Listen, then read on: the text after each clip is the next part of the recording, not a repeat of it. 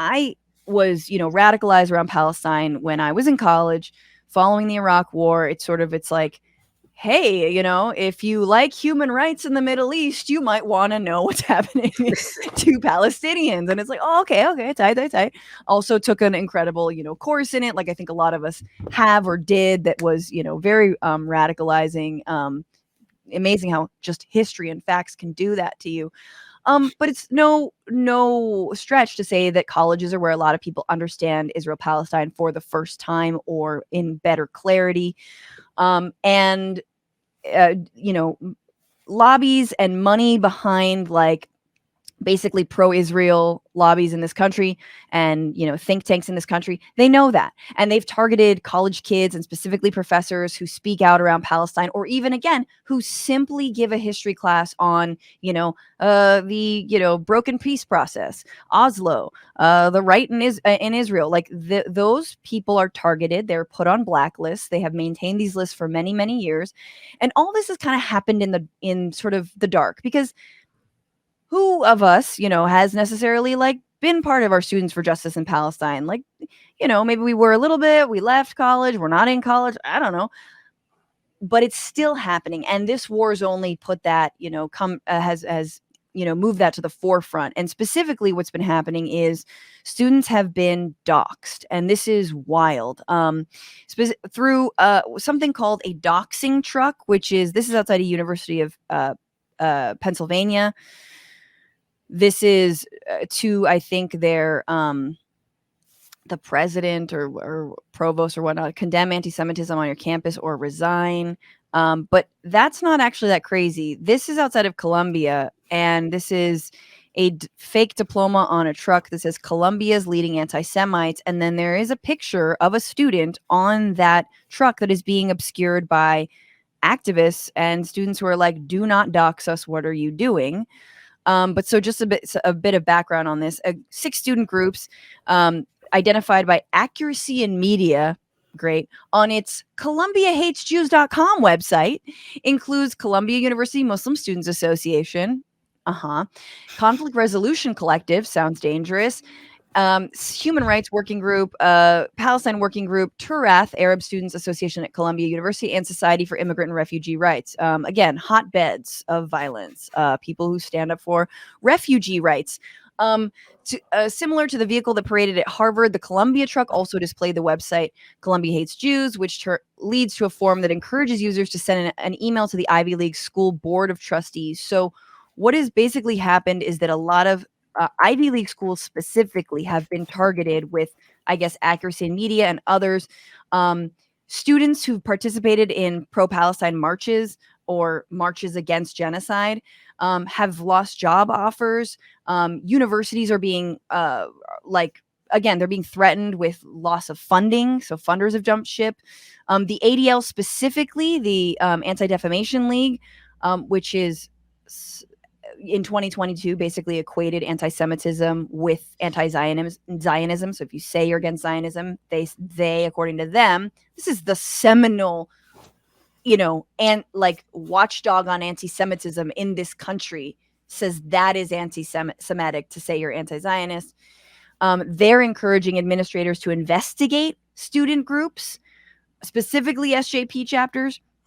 Florida has banned SJP chapters because, of course, and then the Biden administration is now directing the Justice Department and DHS to look into college campuses in the name of combating anti-Semitism. Again, as if 10,000 Israelis were under rubble right now. I truly do not understand. I mean, I do understand it, but I don't. This was, Terry Albury, who's been outspoken. I think this is the same Terry, unless it's another one, but who's been, worked in counterterrorism and then now is a whistleblower. He said, when the ADL talks, the FBI listens and takes it seriously. Asked how college administrators who lack subpoena power for bank records could connect material support investigations, Albury replied, they can't, but campuses can easily enlist law enforcement via the joint terrorism task forces around the country that unite state, local, and federal police. And that happens through campus police who can offer their services to the local FBI office and say they've received a referral about radical students, he said. They will work in concert with the FBI to initiate investigations of those students. So kids, students are being targeted on every level. I mean, this, Osama, this is like beyond what we dealt with, in 2003. This is like a whole other level. And to the point I think you made earlier, which is about young people, when you see the kind of machinery being weaponized, the FBI working with your campus police, being weaponized against you, there is nothing more politicizing than that, right? Where you say, oh, fuck, I touched a nerve. Why? All I'm saying is, please don't kill any more people. I don't want that in my name. And it sort of does something to you around this issue. But I think, anyway, it's chilling. But I'm curious on your thoughts. Yeah, I mean, it's like I don't know. It's insane to see as someone who has, like younger cousins and folks who are in college, who are in these groups, we're just like, oh, looks like the FBI is going to investigate us now. And I'm just like, we all read about COINTELPRO and we all read about the FBI and the CIA kind of, making sure to monitor civil rights activists and pro-peace activists and anti-war activists in the mid-20th century. And we are just seeing the same shit all over again for people who are just protesting Palestine. If you did the same thing for folks in the 80s and late 70s who were protesting apartheid South Africa, you would look back right now and say, that was insane. That was insane that we weaponized the FBI against students who were protesting apartheid, which is what these students are doing again. Obviously, there have been instances of anti-Semitism on college campuses. There have been instances of Islamophobia, and those should be condemned wholeheartedly. But what we are seeing is kind of a blanket attempt to equate any protests that say, I support Palestinian human rights, I support Palestinians not dying 1,000 a day. That is all of a sudden now pro-Hamas. That is all of a sudden pro-terrorist.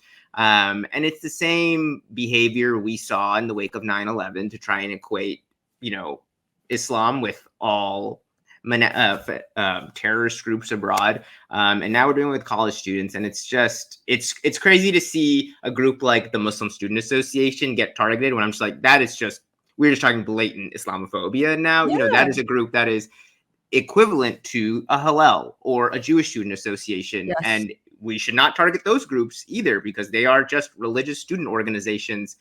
And to do that sends a chilling kind of message to Muslims, Arabs, and anyone who purports to support basic human rights of any people on college campuses, which is a majority of college students at these campuses. And so, yeah. Oh my God, aren't you so happy you're not on college campus right now? Like, I'm like, just to anyone who is, I am so sorry because I had to deal with, like, in my class on Israel Palestine or like Middle East studies, the like, sort of, brainwashed, Zionist white chick who was like, but I hear that they teach their kids, like, they have like a suicide bomber Sesame Street. And you're like, you literally read that. That's like straight up propaganda. Like, that's a meme. Memes didn't exist in those days, but you just recited a meme in a college course. I mean, this is my general problem with college anyway, was kids just coming to school and be like, in Cosmo. I was like, fuck you. These are the kids that I debated a lot. But like, imagine that. I guess I'm just thinking of, I think it's especially interesting also how students of color, beyond just Arab and Muslim students, but any students of color, Black students in particular, are targeted by these doxing campaigns.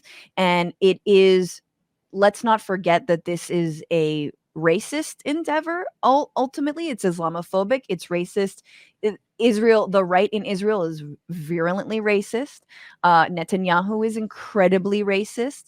It is not a democracy. It is a deeply racist society. This is sad. And yes, it can be different.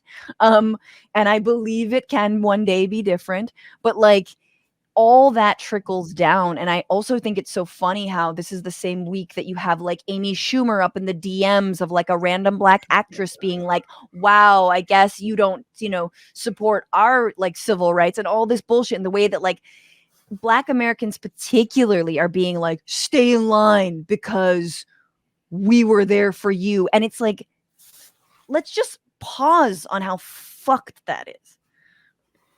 It is insane. I saw that tweet going around today that was like, Jewish people are going to remember that Black voters didn't stand up for them against anti-Semitism, and I was just like, this is crazy. Like, what are you talking about? Like, you live in a bubble where you guys just share, vitriol amongst each other, when I am watching very prominent Black people and Black people all over and Black electeds denounce anti-Semitism while also standing up for the basic human rights of Palestinian people, which I think is the real problem that y'all may have. And so it's really insane to see. I mean, I cannot even start with the Amy Schumer, Regina Spektor, Gal Gadots of the world. I'm proud to say I hated Amy Schumer before this, and I still do. And it's crazy to see that. Like, yes, I can understand that people are suffering and people see the massacre of 1,400 people and are like, this is insane. And to have it by an organization that has, done it on the basis of anti-Semitism is evil and awful. And you can feel that very deeply as a Jewish person, I'm sure, as someone who is constantly in fear of their life and understand the history of persecution against Jewish people.